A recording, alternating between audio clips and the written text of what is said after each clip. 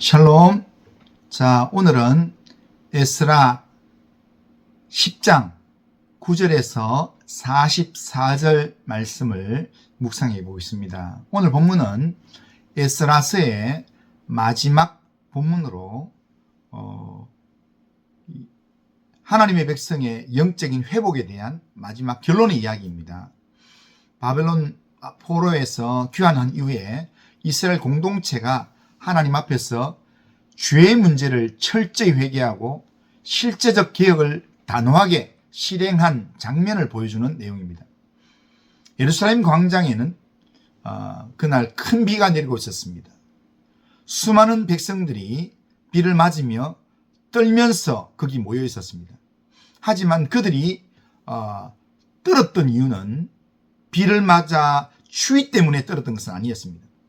하나님의 말씀 앞에서 드러난 자신들의 죄 때문에 떨고 있었습니다. 포로에서 돌아온 백성들은 기나긴 방황 끝에 다시 신앙 공동체를 세워가던 중이었습니다. 그런데 어느 날 그 공동체 안에 이방 여인들과의 결혼이라는 신앙적 타협이 만연해 있었던 것을 발견했습니다. 에스라는 그 사실을 듣고 통곡을 했습니다. 그러나 그는 통곡하는 것으로만 끝나지 않았습니다. 그는 눈물에서 결단으로, 감정에서 실행으로 나아갔습니다. 오늘 말씀은 바로 그 회개의 실천 장면입니다. 오늘 우리 시대에도 신앙은 감정의 종교로 그렇게 변질되어 있을 때가 많습니다. 찬양의 눈물, 기도의 감동은 많지만 죄를 끊는 결단과 실행은 약하다는 겁니다. 그러나 하나님께서 기뻐하시는 회개는 감정이 아니라 행동입니다. 하나님이 원하시는 진정한 회개는 죄를 끊어내는 단호한 실행으로 완성된다는 것입니다. 그렇다면 하나님께서 에스라와 유다 백성들에게 원하셨던 하나님께서 기대하셨던 단호한 실행은 무엇이었습니까? 오늘 본문 9절을 보면 유다와 베냐민 모든 사람들이 3일 내에 예루살렘에 모이니 때는 9째 달 20일이라. 무리가 하나님의 성전 앞 광장에 앉아서 이 일과 큰 비 때문에 떨고 있더니 라고 말씀합니다. 그들은 몸을 떨고 있었지만 사실은 영혼이 떨고 있었습니다.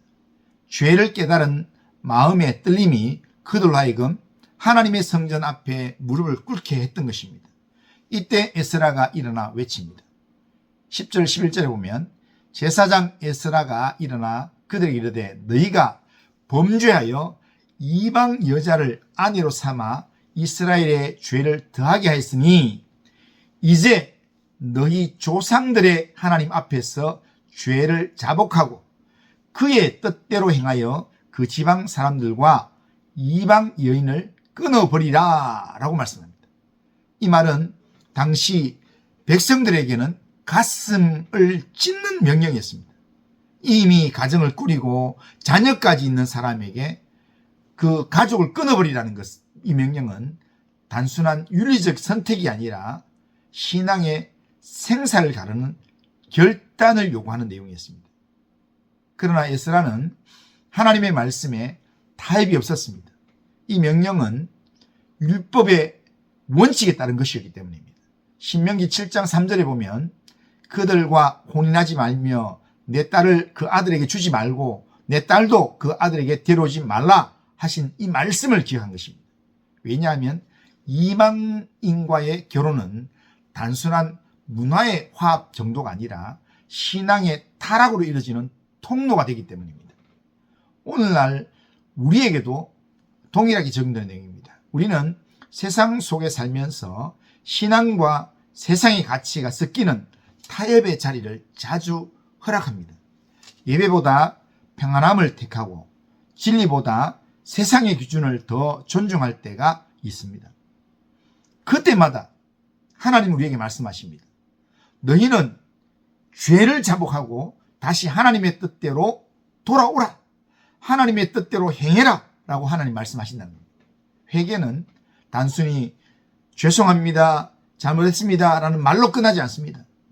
회개는 죄를 인정하고 돌이켜서 순종으로 나아가는 행동이어야 합니다. 눈물은 회개의 시작일 뿐이고 실행이 회개의 완성입니다. 여기서 우리가 주목할 것은 백성들의 반응입니다. 12절 이하에서 그들은 당신의 말씀대로 우리가 마땅히 행할 것이니이다 라고 말합니다. 에스라의 이 명령 앞에 그들은 변명하지 않았습니다.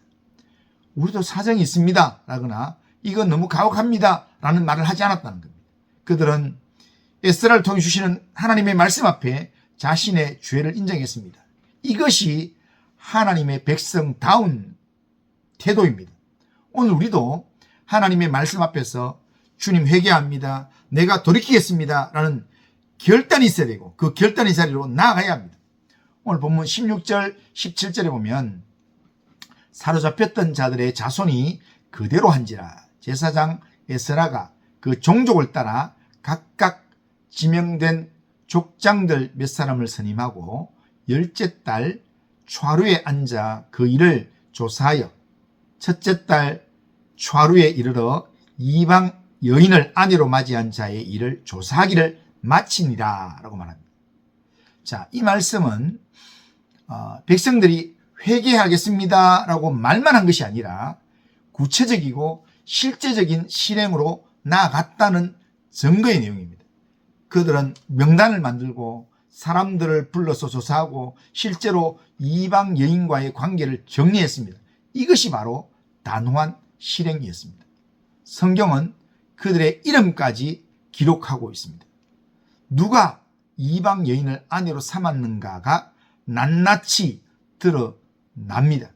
하나님은 죄 고백을 개인의 내면에만 두지 않으셨습니다. 공동체 전체가 죄의 문제를 함께 직면하고 함께 정결하게 서기를 하나님은 원하셨습니다. 오늘날 교회도 마찬가지입니다. 신앙의 위기는 외부의 핍박보다 내부의 타협에서 오는 경우가 더 많습니다. 은밀한 죄, 미루는 순종, 이 정도는 괜찮겠지 하는 작은 타협이 결국 교회를 힘들게 하고 무너뜨리게 한다는 겁니다. 그래서 하나님은 지금도 우리에게 말씀하십니다.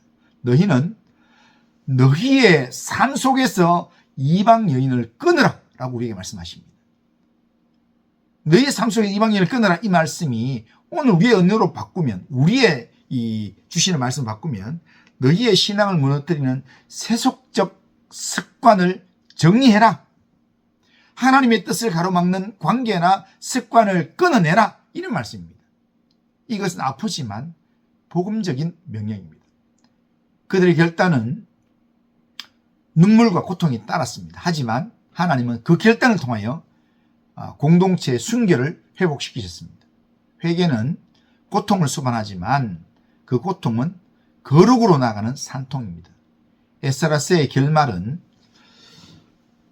백성이 죄를 고백하고 실제로 이방 여인과의 관계를 끊음으로써 마무리됩니다.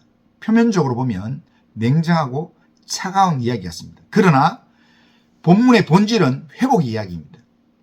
하나님께로 돌아가기 위해서 그들은 자신에게 가장 아픈 부분을 잘라내는 순종을 선택한 것입니다. 하나님께로 돌아와서 성전을 재건하고 그리고 이 보이는 성전뿐 아니라 우리의 삶에 하나님께 예배하는 모든 부분을 온전히 회복하기 위해서 아픈 부분들을 잘라내는 순종을 선택한 것입니다. 이것이 참된 회개의 열매고 언약 백성의 부흥의 시작이었습니다. 그들의 단호한 실행은 하나님과의 관계를 새롭게 하는 출발점이 되었습니다.